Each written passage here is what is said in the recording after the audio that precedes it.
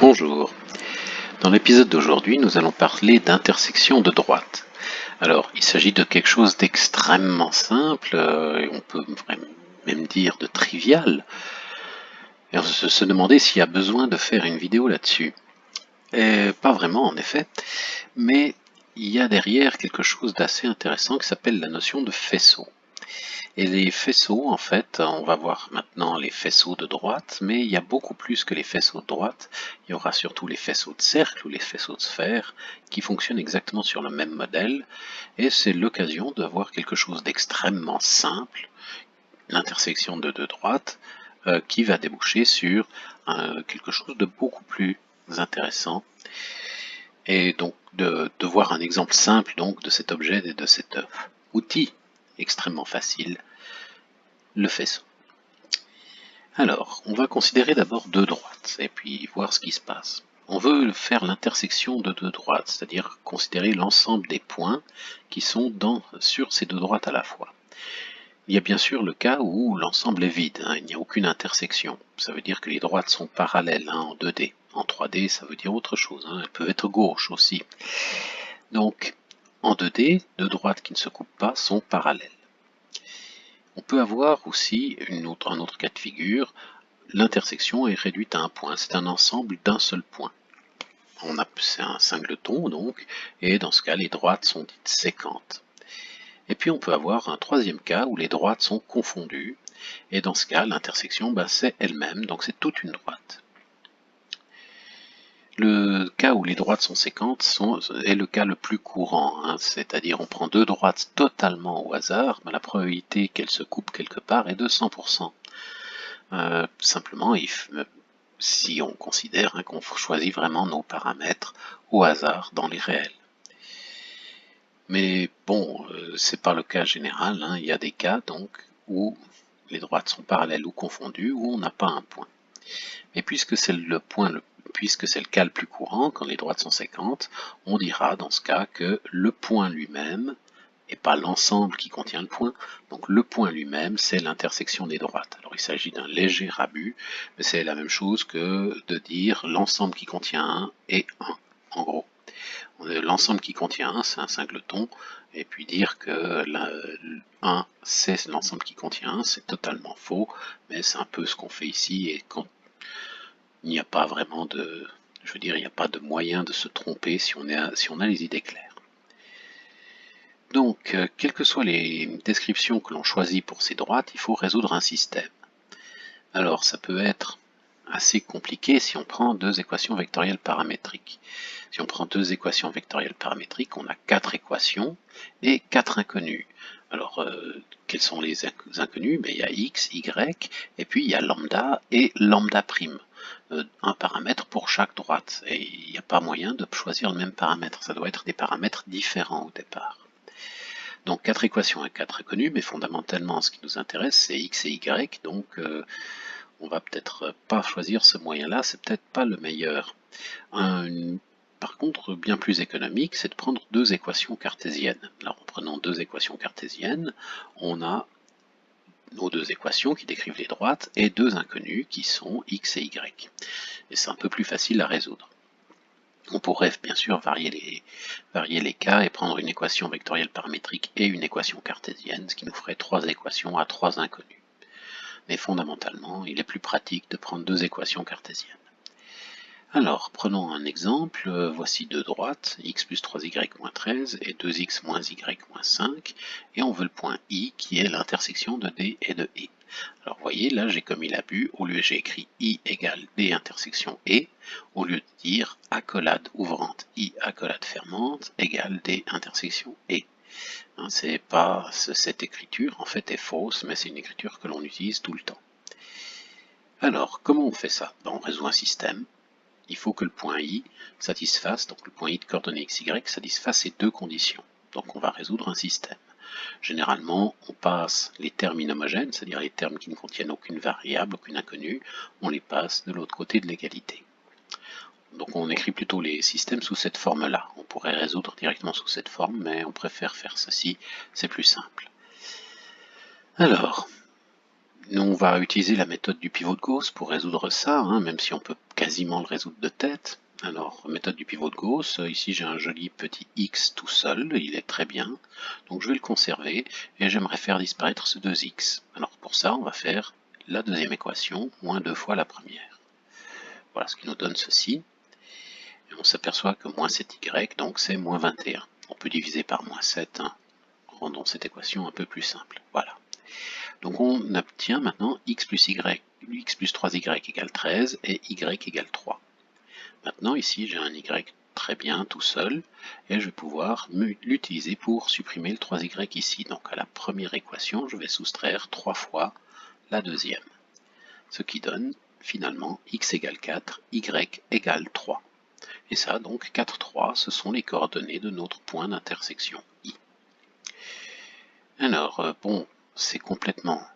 Je veux dire, c'est une facilité déconcertante pour tous ceux qui ont déjà résolu des systèmes. Il y a des systèmes beaucoup plus compliqués que ceux-ci. Mais représentons un petit peu les choses. Donc je vais prendre un système d'axes et représenter mes deux équations, mes deux droites qui correspondent à ces équations-là. Donc le premier système nous décrit tout simplement ces deux droites-là. Voilà. Ils s'intersectent au point I. Le deuxième système, en fait, nous décrit toujours la droite x plus 3y moins 13 égale 0, mais aussi une autre droite y égale 3. Donc on a remplacé un système de deux droites par un système de deux autres droites. En fait, une nouvelle droite puis une ancienne droite. Donc en rouge ici, on a les deux droites qui correspondent à nos systèmes. Et maintenant, cette droite x plus 3y moins 13, je vais la remplacer par une droite encore plus simple, qui est x égale 4. Et j'obtiens finalement le système constitué de x égale 4 et y égale 3. Voilà, donc en fait, c'est ça le processus du pivot de Gauss. Il s'agit de transformer des droites petit à petit de façon à les rendre plus simples. Et plus simple veut dire parallèles aux axes. Une fois qu'on a des droites parallèles aux axes, eh ben, on a nos coordonnées. C'est explicitement donner les coordonnées.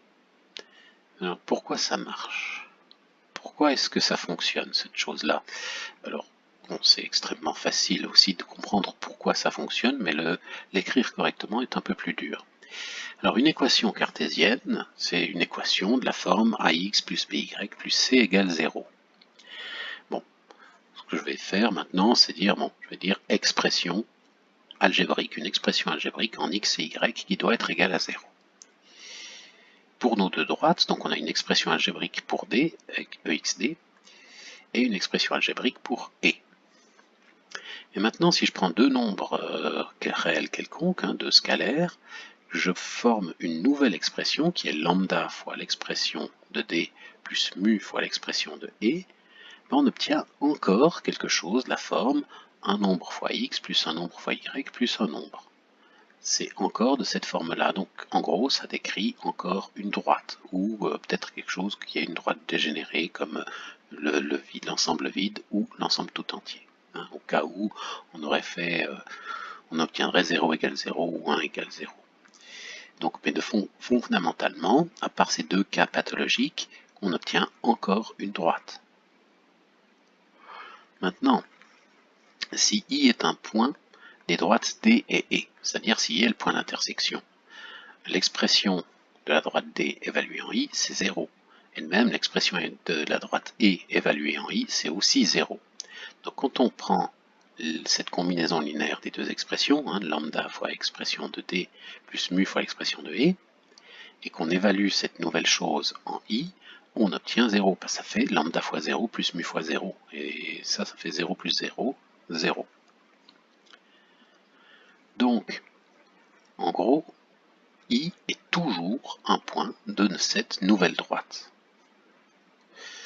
Donc si on fait maintenant attention à pouvoir revenir en arrière, dans notre résolution de système, à chaque droite, on avait ajouté un multiple d'une autre droite, mais fondamentalement, on a pris une fois la droite. Donc si on prend ici les expressions de nos deux droites, et à la deuxième, j'ajoute lambda fois la première, j'obtiens un nouveau système, et il se trouve que maintenant, dans ce nouveau système, je peux soustraire lambda fois la première de nouveau, et je reviens au système originel. Donc ça veut dire que ces deux systèmes sont équivalents, on tourne en rond. Donc puisqu'on tourne en rond, ils sont équivalents. Donc en faisant ça, à une droite en ajoutant un multiple d'une autre droite, j'ai un système équivalent. Donc je ne perds aucune information, je reste avec les informations de base. Donc pourquoi faire cette introduction? Parce qu'on sait résoudre des systèmes en fait. Ça nous incite à étudier ces nouveaux objets. Lambda fois l'expression de D plus mu fois l'expression de E égale 0. C'était fondamentalement des droites ou des objets pathologiques rares, mais cette chose-là, ça a l'air extrêmement intéressant. Bien sûr, on va prendre des paramètres non tous les deux nuls, parce qu'à partir de n'importe quoi, on peut obtenir 0 égale 0 en multipliant tout par 0, et ça, c'est pas très intéressant. Donc on va étudier cette famille de droites qu'on peut créer à partir de nos deux droites de départ. On appelle ça un faisceau. Alors on va prendre deux droites, des et leurs expressions. On va pouvoir créer une nouvelle droite, ici je l'appelais f lambda mu pour faisceau qui dépend de lambda mu, l'objet du faisceau qui dépend de ça. Donc lambda fois la première expression, l'expression de D, plus mu fois l'expression de E, égale 0, c'est une droite ou un objet pathologique, peu importe, et on va considérer la famille de ces nouveaux objets. Et on va juste insister, lambda et mu sont des réels, mais ils ne doivent pas être tous les deux 0, sinon c'est pas très intéressant. On peut le mettre si vous y tenez, mais ça n'avance à rien.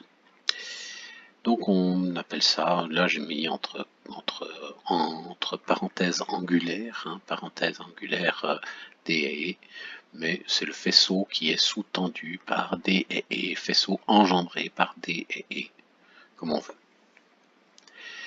Alors, prenons un exemple. Faisons une petite représentation graphique. Voici de droite D et E, alors il y a x plus 3y moins 13 égale 0, et 2x plus y moins 5 égale 0. Mes droites rouge et verte, ici, rouge et verte, qui s'intersectent au point I. Voilà. Puis j'ai choisi ici lambda égale 1, mu égale 1, donc je suis juste en train de faire la somme de ces deux droites. Donc l'objet ici c'est 3x plus 4y moins 18 égale 0, et ça nous donne cette droite bleue là. Alors ici j'en ai profité pour représenter les vecteurs normaux de chacune de ces droites. Je les ai mis à l'origine, mais on peut les mettre n'importe où. Et puis maintenant, on peut changer nos paramètres comme on veut. Et voilà, on s'aperçoit, voilà, on obtient ici maintenant la famille de toutes les droites, les éléments du faisceau. Et ces éléments du faisceau, si on regarde bien, en fait, c'est juste toutes les droites qui passent par le point d'intersection. Pour ces droites-là, c'est ça, c'est juste les droites qui passent par le point d'intersection. Maintenant, on peut changer un petit peu nos droites, on peut prendre d'autres droites ici, et on obtient encore, je veux dire, un autre faisceau, un faisceau engendré par ces deux droites-là. Voilà. Et la propriété, c'est que le faisceau engendré par deux droites, c'est l'ensemble de toutes les droites qui passent par le point d'intersection. Alors ça, c'est quand tout se passe bien. Prenons un cas un peu bizarre. Prenons par exemple une droite. Prenons une droite, nous centrons-nous un petit peu. Voilà, prenons une droite ici, x plus y moins 1. Tiens, x plus y moins 1. Et on va lui prendre une droite maintenant, il faut prendre un cas un peu bizarre, une droite qui lui est parallèle, par exemple, x plus y moins 5. Voilà, c'est très bien. Donc on a notre droite rouge et notre droite verte ici, qui sont parallèles, il n'y a plus de point d'intersection. Mais le faisceau, qu'est-ce que c'est? Qu'est-ce que le faisceau? C'est la famille de toutes les droites qui sont parallèles à ces deux droites-là.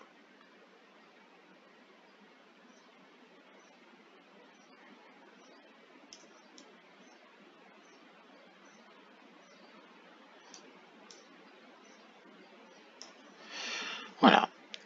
Donc le faisceau, quand les deux droites sont parallèles, c'est la famille des droites parallèles à celle-ci. Donc, en résumé, si les deux droites ont des points d'intersection, le faisceau est la famille de toutes les droites qui passent par ce point. Remettons-nous dans un cas où il y a un point d'intersection, voilà. Et le faisceau, donc, est juste donc ces choses-là. Et si on s'aperçoit qu'en fait, puisque les droites DE ont un point d'intersection, on avait dit, en fait, l'équation cartésienne, deuxième forme, donc l'équation cartésienne qui s'exprime comme un produit scalaire, ne dépend pas vraiment du choix du point. On peut prendre n'importe quel point de la droite. Du coup, on peut prendre le point I. Donc ça fait IP produit scalaire ND égale 0 et IP produit scalaire NE égale 0. Et en faisant la combinaison linéaire, on obtient IP produit scalaire lambda ND plus mu NE. Donc c'est-à-dire que les vecteurs, la combinaison linéaire en fait de ces deux équations, c'est une combinaison linéaire des vecteurs normaux et c'est tout. C'est juste ça. En fait, on a exprimé ici pour ce choix, ici 1, ici pour lambda égale 2 par exemple, et mu égale moins 1. Voilà. Si j'arrive à mettre à moins 1, hop, hop. Voilà, alors pour lambda égale 2 et mu égale moins 1, en fait le vecteur bleu ND, qui est le vecteur normal à cet élément du faisceau, c'est 2 fois le vecteur rouge, qui est le vecteur normal AD, moins une fois le vecteur vert. Et ça nous donne le vecteur bleu. Donc ça, c'est quand les droites sont séquentes. Quand les droites sont parallèles, alors là c'est un peu différent, donc mettons-nous dans un cas où les droites sont parallèles. Je vais reprendre b égale moins 1, voilà. Peut-être un peu plus visible comme ceci. En fait, notre droite bleue, elle est située quelque part, ici, voilà, entre parallèles aux droites A et B. Alors il n'y a plus de combinaison linéaire du vecteur normal, regardons plutôt ce qui se passe. De cette façon-là, on prend donc AP produit scalaire n égale 0, PP produit scalaire n égale 0. Les vecteurs normaux sont identiques ici, dans ce cas-là.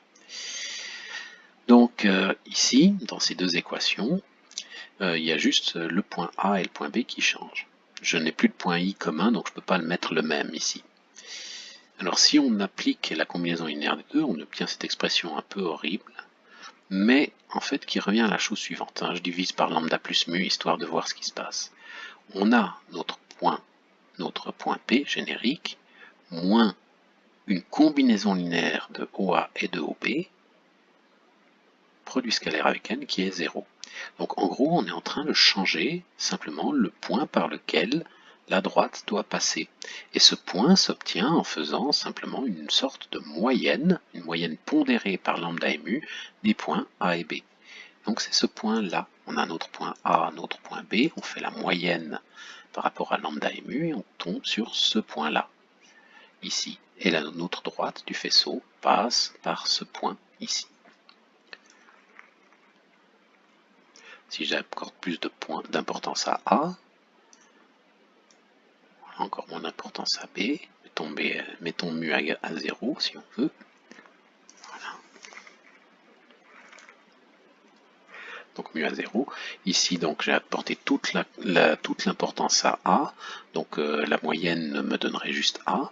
Et puis ici, si je diminue l'importance, ça ne changera rien. Et puis maintenant, si j'apporte plus d'importance à B, cette fois, B a une influence. Je dis que A n'a plus d'importance, voilà, on revient à B, etc. Donc, dans les deux cas, si on veut, dans le cas où les droites s'intersectent, c'est comme si on faisait une moyenne pondérée des vecteurs normaux, et quand les droites sont parallèles, on fait une sorte de moyenne pondérée du point par lequel doit passer la droite. Alors toutes ces représentations vont très bien, on peut les utiliser sans problème. Maintenant, il y a une petite, un petit souci, c'est que lambda et mu parfois donnent les mêmes droites. Il y a une infinité de façons en fait de donner le même objet du faisceau avec différents paramètres. Donc on peut voir si est-ce qu'on peut corriger ce problème. Et pourquoi est-ce que c'est le cas d'ailleurs? Lambda et mu, ça nous donne 2 degrés de liberté.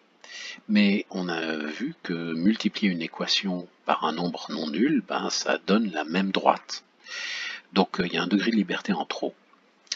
Il s'agit donc en fait de normaliser le choix, de rendre normal si on veut, de rendre canonique le choix des paramètres pour se ramener à un seul paramètre, parce que fondamentalement on a un seul degré de liberté. pas deux. Lambda et mu nous donne 2 degrés de liberté, mais on n'en a qu'un seul. Donc on aimerait rendre ça un peu plus simple, avoir un seul paramètre. Alors il y a plusieurs façons de le faire. Une première possibilité, c'est de dire que lambda plus mu, ça doit être égal à 1. Donc on divise par lambda et mu. Donc lambda, c'est par exemple t, et mu, c'est 1 moins t. Alors il y a un problème. Le seul problème qu'on a avec cette façon-là, c'est qu'on obtient tous les objets du faisceau, sauf la différence des deux objets. Alors c'est un peu embêtant parce qu'on aimerait bien qu'en prenant deux objets quelconques du faisceau, on puisse engendrer le même faisceau.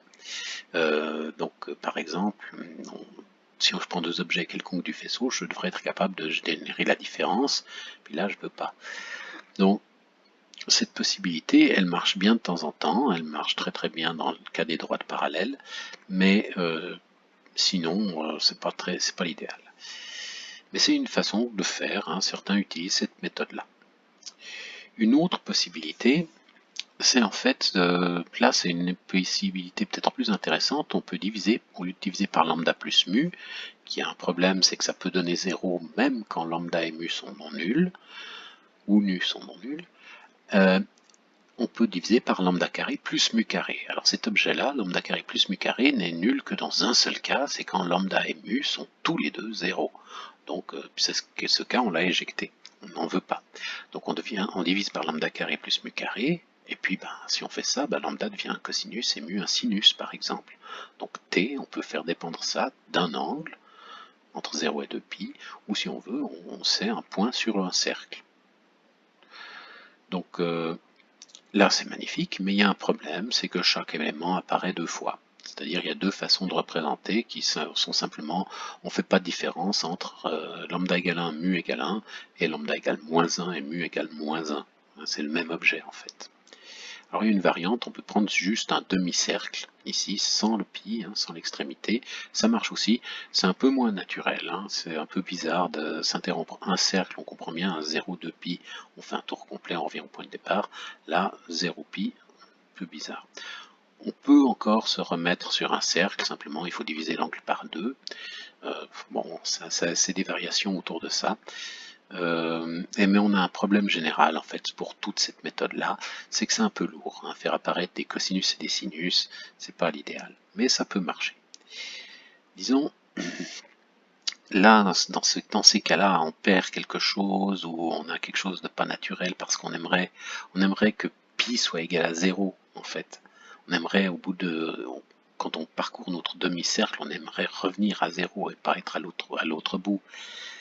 Toutes ces considérations-là, tous ces problèmes sont typiques de la géométrie projective.